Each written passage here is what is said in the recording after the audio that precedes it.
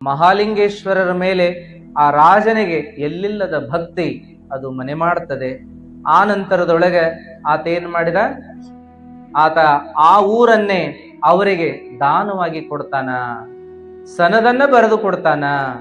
ನಂತರದೊಳಗೆ ಆ ಊರಿನ 8 ದಿಕ್ಕಿಗಳಿಗೆ ಏನು ಲಿಂಗಗಳನ್ನ ಸ್ಥಾಪನೆ ಮಾಡಿ, ಲಿಂಗ ಮುದ್ರಿಕಾ ಕಲ್ಲುಗಳನ್ನ ಹಾಕಿ ಆ ಪೂಜ್ಯರ ಸಮ್ಮುಖದೊಳಗೆ ಅವುಗಳನ್ನು ಸ್ಥಾಪನಾ ಮಾಡಿ, ನಂತರ ಗುರುಗಳು ಪಾಪೂಜೆ ಮಾಡಿಕೊಂಡು ಆನಂದ ಪಟ್ಟು ಆಮೇಲೆ ಹೇಳ್ತಾನೆ, ಈ ಊರಿನ ಮೇಲೆ ನನ್ನ ಅಧಿಕಾರ ಇಲ್ಲ, ನಾನು ಯಾವ ಅಪ್ಪಣೆ ಮಾಡಿ ಇಲ್ಲಿ ಯಾವ ಕಾರ್ಯಗಳನ್ನು ಮಾಡಿಸಲಾರೆ, ಇದು ಇನ್ನು ನಿಮಗೆ ಸಮರ್ಪಿತವಾದಂತಹ ಊರು, ನಿಮ್ಮ ಅಪ್ಪಣೆಯಂತೆ ನಿಮ್ಮ ಆಜ್ಞೆಯಂತೆ ಈ ಊರು ತನ್ನ ಬೆಳವಣಿಗೆಯನ್ನ ಕಾಣ್ಲಿ, ಈ ಊರಿನ ಜನತೆ ಉದ್ಧಾರವಾಗ್ಲಿ ಅನ್ನುವಂಥ ಒಂದು ಪ್ರಾರ್ಥನೆಯನ್ನ ರಾಜ ಮಾಡ್ಕೊಳ್ತಾನ ಅನ್ನೋದು.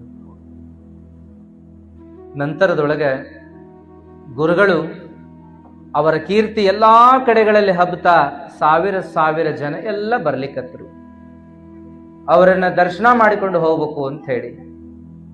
ಅವಾಗ ಹಂಗ ಬಂದ್ ಹಂಗ ಹೋಗುದ ಹೆಂಗ, ಬರೀ ನಮಸ್ಕಾರ ಮಾಡಿದ್ರು, ಆಶೀರ್ವಾದ ತಗೊಂಡ್ರು, ವಿಭೂತಿ ಹಚ್ಚಿಸಿಕೊಂಡ್ರು, ರುದ್ರಾಕ್ಷಿ ಪಡ್ಕೊಂಡ್ರು, ಮಂತ್ರವನ್ನ ಕೇಳಿಸಿಕೊಂಡ್ರು, ಯಾರೋ ದೀಕ್ಷೆಯನ್ನ ಪಡ್ಕೊಂಡ್ರು, ಇನ್ಯಾರೋ ಸೇವೆ ಮಾಡ್ಲಿಕ್ಕೆ 4-6 ದಿನ ನಿಂತ್ರು, ಯಾರೋ ಏನಪ್ಪಾ ಅಂದ್ರೆ ಅಡಿಗೆ ಮಾಡಿದ್ರು, ಯಾರೋ ದಾಸೋಹ ಮಾಡಿದ್ರು, ಇನ್ಯಾರೋ ಭಾಂಡಿಯನ್ನ ತೊಳೆದ್ರು, ಇನ್ಯಾರೋ ಬಂದವರಿಗೆ ವ್ಯವಸ್ಥೆಯನ್ನ ಮಾಡಿದ್ರು. ಹೀಗೆಲ್ಲ ನಡೀತ್ರಿ ಕಾರ್ಯ. ಆವಾಗ ಗುರುಗಳೇನಪ್ಪಾ ಅಂತಂದ್ರೆ, ಬಂದವರು ಬರೇ ಸೇವೆ ಅಷ್ಟೇ ಮಾಡೋದಲ್ಲ, ಅವರು ಕೂಡ 4-6 ಮಾತುಗಳನ್ನು ಕೇಳಿ, ಒಳ್ಳೆ ವಿಚಾರಗಳನ್ನ ಕೇಳಿದರೆ ಅವರ ಜೀವನಕ್ಕೆ ಅವೆಲ್ಲ ಆಧಾರವಾಗಿ ನಿಲ್ತವೆ, ಅವರ ಜೀವನ ಉದ್ಧಾರವಾಗ್ತದೆ, ಅವರಿಗೆ ಧರ್ಮ, ತತ್ವ, ನೀತಿ, ಸಂಸ್ಕೃತಿ ತಿಳಿತದೆ ಅನ್ನುವಂತ ವಿಚಾರ ಇಟ್ಟುಕೊಂಡು ಅವರಿಗೇನಪ್ಪಾ ಅಂತ ಕೇಳಿದ್ರೆ ವೇದ, ಆಗಮ, ಪುರಾಣ, ಶಾಸ್ತ್ರ, ವಚನ ಇತ್ಯಾದಿ ವಿಚಾರಗಳನ್ನಿಟ್ಟುಕೊಂಡು ಬೋಧನೆ ಮಾಡ್ತಾ ಬರ್ತಾರೆ ಅನ್ನುವಂಥದ್ದು. ಅವರಿಗೆಲ್ಲ ಸರಳ ಶೈಲಿ ಒಳಗೆ ಉಪದೇಶ ಮಾಡ್ತಾ ಹೋಗುತ್ತಾರೆ. ಗುರು ಅಂದ್ರೆ ಏನು, ಲಿಂಗ ಅಂದ್ರೆ ಏನು, ಜಂಗಮ ಅಂದ್ರೆ ಏನು, ವಿಭೂತಿ ಅಂದ್ರೆ ಏನು, ರುದ್ರಾಕ್ಷಿ ಅಂದ್ರೆ ಏನು, ಪಾದೋದಕ ಅಂದ್ರೆ ಏನು, ಪ್ರಸಾದ ಅಂದ್ರೆ ಏನು, ಲಿಂಗಾಚಾರ ಅಂದ್ರೇನು, ಸದಾಚಾರ ಅಂದ್ರೇನು, ಶಿವಾಚಾರ ಅಂದ್ರೇನು, ಗಣಾಚಾರ ಅಂದ್ರೇನು, ಭೃತ್ಯಾಚಾರ ಅಂದ್ರೇನು, ಭಕ್ತ ಅಂದ್ರೇನು, ಮಹೇಶ ಅಂದ್ರೇನು, ಪ್ರಸಾದಿ ಅಂದ್ರೇನು, ಪ್ರಾಣಲಿಂಗಿ ಅಂದ್ರೇನು, ಶರಣ ಅಂದ್ರೇನು, ಐಕ್ಯ ಅಂದ್ರೇನು, ಈ ಎಲ್ಲ ತತ್ವಗಳನ್ನು ಮುಂದಿಟ್ಟುಕೊಂಡು ಅವರಿಗೆಲ್ಲ ತಿಳಿ ಹೇಳ್ತಾ ಬರ್ತಾರೆ. ಬದುಕಂದ್ರೇನು, ಬದುಕನ್ನ ಹೇಗೆ ಕಳಿಬೇಕು, ಬದುಕಿನ ಉದ್ಧಾರ ಯಾವಾಗ ಆಗ್ತದೆ, ಆ ಬದುಕಿನ ಉದ್ಧಾರಕ್ಕೆ ಗುರು ಯಾವೆಲ್ಲ ಕಾರ್ಯಗಳನ್ನ ಮಾಡ್ತಾನೆ, ಭಕ್ತ ಅವುಗಳನ್ನು ಹೇಗೆ ಸ್ವೀಕಾರ ಮಾಡಬೇಕು, ಹೇಗೆ ಅಳವಡಿಸಿಕೊಳ್ಳಬೇಕು ಅನ್ನೋದನ್ನ ಎಳೆ ಮಾಡಿ ಹೇಳ್ತಾ ಹೋಗ್ತಾರೆ ಅನ್ನುವಂತಹದ್ದು. ಮಹಾಲಿಂಗೇಶ್ವರರ ಹಿಂದೆ ಎಲ್ಲರೂ ಬಂದು ಕೂಡ್ತಾ ಇದ್ರು, ಅವರು ಮುಂದೆ ಕೂಡ್ತಾ ಇದ್ರು, ಹೇಳಿದ ಮಾತುಗಳನ್ನು ಕೇಳ್ತಾ ಇದ್ರು, ಅವರ ದಾರಿ ಒಳಗೆ ನಡಿಲಿಕ್ಕೆ ಪ್ರಯತ್ನ ಮಾಡ್ತಾ ಇದ್ರು. ಮಹಾಲಿಂಗಪುರದಾಗ ಪಶ್ಚಿಮ ಭಾಗದಾಗ ಒಂದು ಬಾವಿ ತೋಡಿಸ್ಬೇಕು ಅಂತ ಮಹಾಲಿಂಗೇಶ್ವರರಿಗೆ ಅನಿಸ್ತು. ಅದೇನು ಅವರಿಗೆ ಪ್ರೇರಣೆ ಆಯ್ತೋ, ಒಂದು ಒಳ್ಳೆಯ ಸಿಹಿ ನೀರಿನ ಬಾವಿ ತೆಗೆದ್ರೆ ಒಳ್ಳೇದಾಗ್ತದ ಅಂತ ಅನಿಸಿ ಪಶ್ಚಿಮ ದಿಕ್ಕಿನೊಳಗೆ ಒಂದು ಬಾವಿ ತೋಡ್ಸಾಕ ದಾನಯ್ಯ ಅನ್ನುವಂತ ಭಕ್ತನ ನೇತೃತ್ವದೊಳಗೆ ಆ ಕೆಲಸ ಚಾಲು ಮಾಡಿಸಿದ್ರತ್ರಿ. ಅವಾಗ 4-6 ಜನ ಒಡ್ರು ಕರ್ಕೊಂಡು, ಇನ್ನು ಕೈಕಾಲಾಗ ಆಳ್ ಕರ್ಕೊಂಡು ದಾನಯ್ಯ ಏನಪ್ಪಾ ಅಂತಂದ್ರೆ ಆ ಕೆಲಸ ಶುರು ಮಾಡಿಸಿದ. ಅಜ್ಜವ್ರು ತೋರಿಸಿದ ಆ ಭಾಗದೊಳಗೆ ಅಲ್ಲೇನಪ್ಪಾ ಅಂದ್ರೆ ಬಾವಿ ತೆಗೆಸೋ ಕೆಲಸ ನಡೀತು. ಜೋರಾಗಿ ಕೆಲಸ ನಡೆದಾಗ ಎಲ್ಲರೂ ಒಳ್ಳೆ ಹುರುಪಲೆ ಹರ ಅನ್ಕೊಂಡು, ಶಿವ ಅನ್ಕೊಂಡು ಆ ಕೆಲಸ ಶುರು ಮಾಡಿದ್ರು. ಏನು ಮೇಲ್ಮಣ್ಣನ್ನೆಲ್ಲ ಹಡ್ಡಿ ತೆಗೆದು ಒಗೆದು ಅಂತೂ ಆ ಕೆಲಸ ಬರದಿಂದ ಸಾಗಿತ್ತು. ಇನ್ನ ಏನಪ್ಪಾ ಅಂದ್ರೆ 5-6 ಅಡಿ ಕೆಳಗೆ ಹೋಗಿತ್ತೋ ಏನೋ, ಒಂದ್ ದೊಡ್ಡ ಬಂಡಿಗಲ್ ಹತ್ತಂತೆ, ಕರಿಬಂಡಿಗಲ್ಲು, ದೊಡ್ಡ ಬಂಡಿಗಲ್ಲು, ಕಲ್ಪಡಿನ ದೊಡ್ಡದು ಕಲ್ಪಡಿ ಹಾಸ್ಯದ. ಅವಾಗ ಏನ ಮಾಡಿದ್ರು ಕೂಡ ಅದನ್ನು ಒಡೆಯಕ್ ಆಗಲಿಲ್ಲ.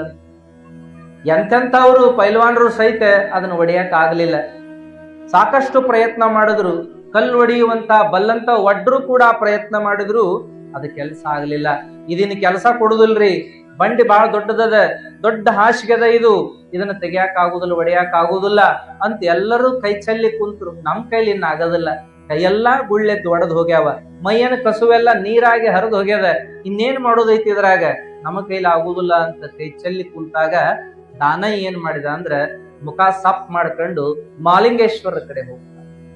ಮಹಾಲಿಂಗೇಶ್ವರರ ಕಡೆ ಹೋಗಿ ಮಹಾಲಿಂಗೇಶ್ವರ ನಮಸ್ಕಾರ ಮಾಡಿ ಕೈ ಮುಕ್ಕೊಂಡು ನಿಂತ ಅವನ ಮುಖ ನೋಡಿ ಕೇಳಿದ್ರು, ಅಲ್ಲಪ್ಪ ಯಾಕೋ ದಾನಯ್ಯ ಮುಖ ಯಾಕೆ ಸಾಫ್ ಮಾಡಿದಿ, ಕೆಲಸ ಎಲ್ಲಿವರೆಗೂ ಬಂತು, ಏನ್ ನಡೆದದ ಅಲ್ಲೇ ಅಂತ ಕೇಳಿದ್ರೆ, ಅಪ್ಪ ಏನ್ ಹೇಳಿ, ಭಾವಿ ಕೆಲಸ ಬಹಳ ಹುರುಪಿಲೆ ಪ್ರಾರಂಭ ಆತು, ಆದ್ರ 5-6 ಅಡಿ ತೆಗಿಗೊಡದನ, ದೊಡ್ಡದೊಂದು ಕಲ್ಲಾಸಿಗೆ ಬಂದದ, ಅದನ್ನ ತೆಗಿಬೇಕು ಅಂದ್ರೆ ಯಾರಿಗೂ ಸಾಧ್ಯ ಆಗೋಲ್ದಾಗೈತಿ, ದೊಡ್ಡದ ಹಾಸಿಗೆದ, ಒಡಿತಾನೆ ಇಲ್ಲ, ಒಂದು ಚೂರು ಒಡಿತಾ ಇಲ್ಲ, ಎಲ್ಲಾ ಒಡೆಯುವಂಥವರ ಕೈ ಎಲ್ಲ ಗುಳ್ಳೆತ್ತು ಒಡೆದು ಅವ್ರ ಅಗದು ಬಸಿಯಾಕತ್ತವ, ಮೈಯನ್ ಶಕ್ತಿ ಎಲ್ಲ ನೀರಾಗಿ ಹರಿದದ, ಇನ್ನೇ ನಮ್ ಕಡೆಯಿಂದ ಆಗುದಿಲ್ಲ ಅಂತ ಕೈ ಚೆಲ್ಲಿ ಕೂತಾರ, ಈ ಕೆಲಸ ಬಿಟ್ಟ ಬಿಡ್ರಿ ಅನ್ನಕತ್ತಾರ.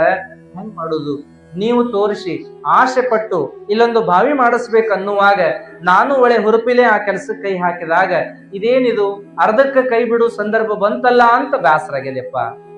ನಿನ್ನ ಅಪ್ಪಣೆ ಏನಾಗ್ತದೋ ಹಂಗ ನಾವು ಮುಂದುವರಿತೀವಿ, ಏನ್ ಮಾಡೋಣ ಅಂತ ಕೇಳಿದಾಗ ಮಹಾಲಿಂಗೇಶ್ವರ ಅಂದ್ರು, ಇಲ್ಲಪ್ಪ ಅಲ್ಲೇ ಗಂಗಾ ಒದಾಳ, ಅಲ್ಲೇ ಅಗ್ದಿ ಸಿಹಿ ಸಿಹಿ ಎಳೆನೀರಿನಂಥ ನೀರ್ ಅಲ್ಲಿ ಅದ, ಗಂಗಾ ತಾಯಿ ಅಲ್ಲಿ ಅದಾಳ, ಹಾಗಾಗಿ ಏನು ಚಿಂತೆ ಮಾಡ್ಬೇಡ್ರಿ, ನಡ್ರಿ ನಾನು ಬರ್ತೀನಿ ಅಂತ ಆ ಬಾವಿ ತೆಗೆಯುವ ಜಾಗದಾಗ ನಿಂತುಕೊಂಡು ದೃಷ್ಟಿ ಅದರ ಮೇಲೆ ಹಾಯಿಸಿದ್ರು. ನಂತರದಲ್ಲಿ ತಮ್ಮ ತೀರ್ಥ ಪ್ರೋಕ್ಷಣ ಮಾಡಿದ್ರು ಅದರ ಮೇಲೆ. ಆಮೇಲೆ ಹೇಳಿದ್ರು, ಬಸವ ಅಂತ ಆ ಬಂಡೆಗಲ್ಲಿ ಮೇಲೆ ಒಂದ್ ಏಟ್ ಹಾಕ್ರಿಪ್ಪ, ಒಡಿತದ ನೋಡ್ರಿ ಅಂತ. ಅವಾಗ ಏನಾತು ಅಂತಂದ್ರೆ ಒಡ್ರು ಅಪಾರ ಹೇಳ್ತಾರ ಅಂದ್ಮೇಲೆ ಒಂದು ಪ್ರಯತ್ನ ಆಗೇ ಬಿಡ್ಲಿ ಅಂತ ಹೇಳಿ ಎದ್ ನಿಂತ ಹರ ಹರ ಮಹಾದೇವ್ ಅಂದ್ರು. ಬಸವಾ ಬಸವಾ ಅಂತ ಹೇಳಿ ಒಂದೇನ್ ಬಂಡಿ ಮೇಲೆ ಹೊಡೆದ್ರು, ಬಂಡಿ ಚೂರಾಗ್ಬಿಡ್ತು ಅನ್ನುವಂತ. ಬಂಡಿ ಚೂರಾಗಿ ಗಂಗಾ ಹೊರಗೆ ಚಿಮ್ಮಿದಳು, ಗಂಗಾ ಮಾತಾ ಹೊರಗೆ ಚಿಮ್ಮಿದಳು. ಏನ್ ನೋಡ್ಬೇಕ್ರಿ, ಹಂಗ ನೀರು ಚಿಮ್ಮಿ ಚಿಮ್ಮಿ ಬರಾಕೈತು. ಅವಾಗ ಎಲ್ಲರಿಗೂ ಸಂತೋಷ. ಅಲ್ಲಿವರೆಗೂ ಏನು ದಣ್ಕೊಂಡಿದ್ರು, ಇನ್ನು ಶಕ್ತಿ ನಮ್ಮದ ಇಲ್ಲ, ಮುಗಿದು ಹೋಗ್ಯದ, ಕೈ ಚೆಲ್ಲಿ ಕೂತಿದ್ರಲ್ಲ ನಿರಾಸರಾಗಿ, ಅವರೆಲ್ಲ ಮತ್ ಹುರುಪಾದ್ರು. ಏನ್ ಅಪ್ಪ ಅವ್ರ ಆಶೀರ್ವಾದ, ಎಂಥ ಬಂಡಿಗಲ್ಲು ಒಂದೇಟ್ನ್ಯಾಗ ಒಡೆದು ಹೋಗ್ತಲ್ಲ ಅಂತ ಸಂತೋಷದಿಂದ ಭರದಿಂದ ಕೆಲಸ ಮಾಡಿದ್ರು. ಒಡೆದು ಕಲ್ಲನ್ನೆಲ್ಲ ತೆಗೆದು ಹಾಕ್ತಾ ಬಂದ್ರು. ಹಾಗೆ ಏನಪ್ಪಾ ಅಂದ್ರೆ ತೆಗಿತಾ ಹೋದಂಗ ಒಂದು ಸುಂದರವಾದ ಆ ಬಾವಿ ನಿರ್ಮಾಣ ಆತು ಅನ್ನುವಂತಹದ್ದು. ಕಲ್ ಕಟೋಡಿಯನ್ನ ಮಾಡಿದ್ರು, ಗಂಗಾ ಪೂಜೆಯನ್ನ ಮಾಡಿದ್ರು.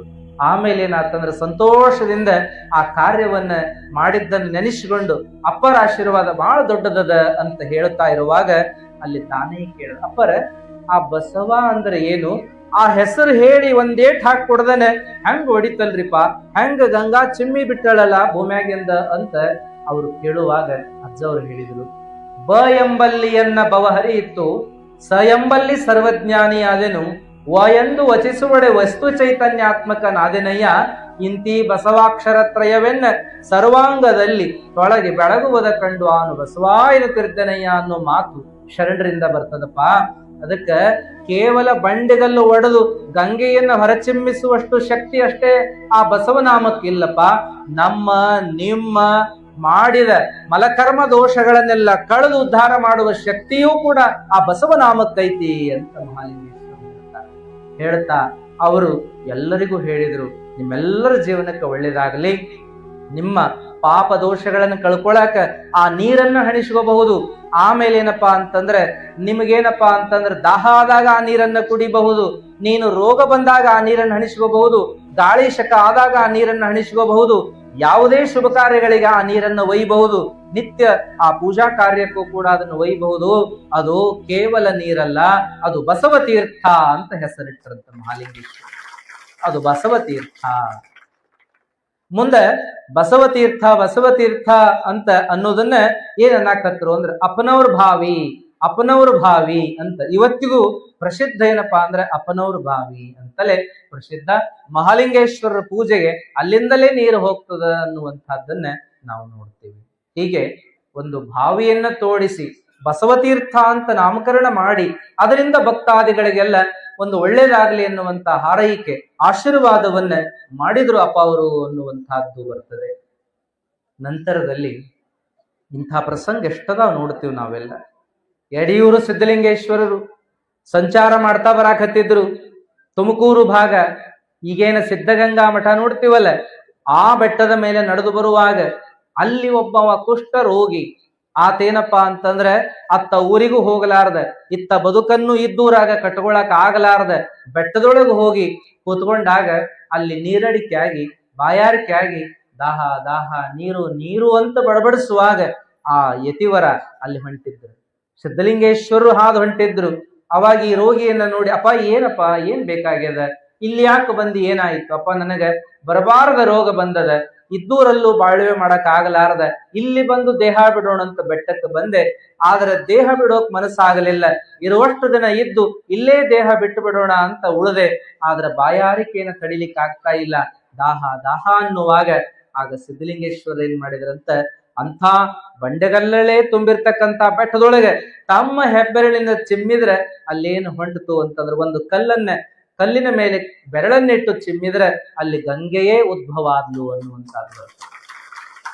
ಅದಕ್ಕೆ ಏನ್ ಹೆಸರಿಟ್ರಿ? ಸಿದ್ಧಲಿಂಗೇಶ್ವರರಿಂದ ಹುಟ್ಟಿದ ಆ ಗಂಗೆಗೆ ಸಿದ್ಧಗಂಗೆ ಅಂತ ಹೆಸರಿಟ್ಟ. ಇವತ್ತಿಗೂ ಆ ಕಲ್ಲಿನ ಸಣ್ಣ ಆ ಒಡಲೊಳಗೆ ನೀರು ಸದಾಕಾಲ ಜಿನುಗುತ್ತದನ್ನುವಂಥದ್ದನ್ನು ನೋಡಬಹುದು.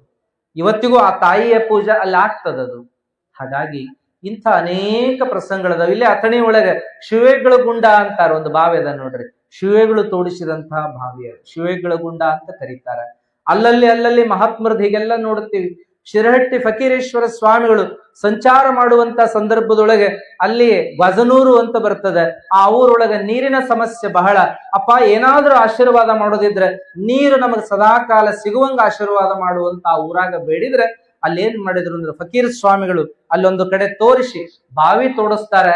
ಆ ಬಾವಿ ತೋಡಿಸಿದ್ರೆ ಆ ಊರಾಗ ನೀರ ಸಿಗ್ತಿರಂಗಿಲ್ಲ, ಖರೆ ಬಾವಿ ತೋಡಿಸಿದ್ರೆ ನೀರು ಅದ್ಭುತವಾದ ಎಳೆನೀರಿನ ಸವಿಸವಿಯಾದ ನೀರು ಅಲ್ಲಿ ಸಿಗುತ್ತದನ್ನುವಂತಹದ್ದು. ಅವಾಗ ಯಾರೋ ಒಬ್ರು ಭಕ್ತರು ಕೇಳಿದ್ರು, ಅಪ್ಪ ಈ ನೀರು ಸದಾಕಾಲ ಉಳಿತೈತೆ ನೀ ಬಾವ್ಯಾಗ ಅಂತ ಕೇಳಿದ್ರು. ಅವ್ರು ಆಶೀರ್ವಾದ ಮಾಡ್ತಾರ, ಸಂಶಯ ಮಾಡಬೇಡ್ರಿ, ಇದು ಎಂದೆಂದಿಗೂ ಬತ್ತುದಿಲ್ಲ ಅಂತ ಆಶೀರ್ವಾದ ಮಾಡಿದ್ರು. ಆ ಬಾವಿ ದಂಡಿ ಒಳಗೆ ಏನ್ ಮಾಡಿದ್ರು ಅಂದ್ರೆ, ಒಂದು ಬೇವಿನ ಗಿಡ, ಅದರ ಮಗ್ಲು ಒಂದು ಮಲ್ಲಿಗೆಯ ಗಿಡವನ್ನ ಹಚ್ಚಿಸ್ತಾರೆ, ಮಲ್ಲಿಗೆ ಬಳ್ಳಿಯನ್ನ ಹಚ್ಚಿಸ್ತಾರ. ಎಲ್ಲಿಯವರೆಗೂ ಈ ಗಿಡ ಈ ಬಳ್ಳಿ ನಳನಳಿಸ್ತಾ ಇರ್ತದಲ್ಲ, ಹಚ್ಚ ಅಲ್ಲಿಯವರೆಗೂ ಈ ಬಾವಿಯಾಗಿ ನೀರು ಎಂದೆಂದು ಬತ್ತುದಿಲ್ಲ ಅಂತ ಹೇಳಿದ್ರು. ಅದೇ ಆಶೀರ್ವಾದ ಇಂದಿಗೂ ಕೂಡ ಉಳಿದದೆ. ಏನಪ್ಪ, ಆ ಬಾವಿ ಬತ್ತಿಲ್ಲ, ಆ ಗಿಡ ಒಣಗಿಲ್ಲ, ಆ ಬಳ್ಳಿ ಹೂಗಳನ್ನ ಬಿಡೋದನ್ನು ಬಿಟ್ಟಿಲ್ಲ ಅನ್ನುವಂಥದ್ದನ್ನು ನಾವು ನೋಡ್ತಾ ಬರ್ತೀವಿ. ಹೀಗೆ ಬಹಳಷ್ಟು ಕಥೆಗಳು ಬರ್ತವೆ. ಇರಲಿ, ಹೀಗೆ ಗಂಗೋದ್ಭವ ಆಗಿರ್ತಕ್ಕಂಥದ್ದನ್ನ ಮಹಾಲಿಂಗಪುರದೊಳಗೆ ನಾವು ನೋಡ್ತಾ ಬರ್ತೀವಿ. ಮುಂದಿನ ಪ್ರಸಂಗ ಏನ್ ಬರ್ತದ ಅನ್ನೋದನ್ನ ನಾವು ನಾಳೆ ದಿವಸ ನೋಡೋಣ ಅಂತ ಹೇಳ್ತಾ, ಮಹಾಲಿಂಗೇಶ್ವರರ ಕನಸಿನ್ಯಾಗ ಶಿವ ಮತ್ತೆ ಮತ್ತೆ ಬರ್ತಿದ್ದ, ನಿಮ್ಗೆ ಗೊತ್ತೈತಿ ನೋಡಿರಿ, ಮತ್ತೆ ಮತ್ತೆ ಕನಸಿನ್ಯಾಗ ಬರ್ತಿದ್ದ ಅನ್ನೋ ಪ್ರಸಂಗಗಳನ್ನ ನೋಡ್ಕೋತ ಬಂದಿವಿ. ಹಂಗ ಶಿವ ಕನಸಿನ್ಯಾಗ ಬಂದು ಹೇಳ್ತಾನೇನಪ್ಪಾ ಅಂದ್ರೆ, ನೀನು ರಜತಗಿರಿ ಅನ್ನುವ ಊರಿಗೆ ಹೋಗಬೇಕು. ನಾನು ಲಿಂಗ ಸ್ವರೂಪದೊಳಗೆ ಅಲ್ಲಿ ನೆಲದಾಗ ಅಡಿಗೆ ಬಿಟ್ಟೀನಿ. ಬಹುಕಾಲದ ಹಿಂದೆ ಅಲ್ಲೊಂದು ಶಿವಾಲಯ ಇತ್ತು, ಆದ್ರೆ ಕಾಲಾನಂತರದೊಳಗೆ ಅದು ನೆಲಸಮ ಆಗಿ ಹೋಗ್ಯದ, ನೆಲದೊಳಗೆ ಹೂತ್ ಹೋಗ್ಯದ. ಅಲ್ಲೇ ಪೂಜೆ ಪುನಸ್ಕಾರಗಳಿಲ್ಲದೆ ಲಿಂಗ ಅಲ್ಲೇ ಉಳಿದದ. ನೀನು ಹೋಗಿ ಆ ಲಿಂಗವನ್ನು ತೆಗೆಸಿ ಆ ಲಿಂಗಕ್ಕೆ ಪೂಜೆ ಕಾರ್ಯಗಳು ನಡೆಯುವ ಹಾಗೆ ಮಾಡಬೇಕು. ನಾನು ನಿನ್ನನ್ನು ನೋಡ್ಬೇಕು ಅನ್ನೋ ಹಂಬಲದಿಂದ ಈ ಮಾತನ್ನು ಹೇಳ್ತಾ ಇದ್ದೀನಿ ಅಂತಂದಾಗ, ಮಹಾಲಿಂಗೇಶ್ವರ ಏನಪ್ಪಾ ಅಂದ್ರೆ, ಅದೇ ಕನಸಿನ ವಿಚಾರವನ್ನ, ಶಿವ ಕನಸಿನೊಳಗೆ ಅಪ್ಪಣೆ ಕೊಟ್ಟ ವಿಚಾರವನ್ನೇ ಹಿಡ್ಕೊಂಡು ಭಕ್ತರಿಗೆಲ್ಲ ಈ ವಿಷಯ ತಿಳಿಸಿ ರಜತಗಿರಿಗೆ ಹೋಗ್ತಾರೆ. ರಜತಗಿರಿ ಅಂದ್ರೆ ಅದು ಈಗಿನ ಧವಳೇಶ್ವರ ಅಂತ ಬರ್ತದಲ್ಲ, ಧವಳೇಶ್ವರ ಊರು. ಆ ಧವಳೇಶ್ವರ ಊರಿಗೆ ಮಹಾಲಿಂಗೇಶ್ವರರು ಅವರು ಹೋಗುವಂಥವ್ರಾಗ್ತಾರೆ. ಅಲ್ಲಿ ಲಿಂಗವನ್ನ ಭೂಮಿಯಿಂದ ಹೊರತೆಗೆಯುವಂತಹ ಪ್ರಸಂಗ ಅದು ಏನು ಹೆಂಗ ಅನ್ನೋದನ್ನ ನಾಳೆ ದಿವಸ ನೋಡೋಣ ಅಂತ ಹೇಳ್ತಾ ಇವತ್ತಿನ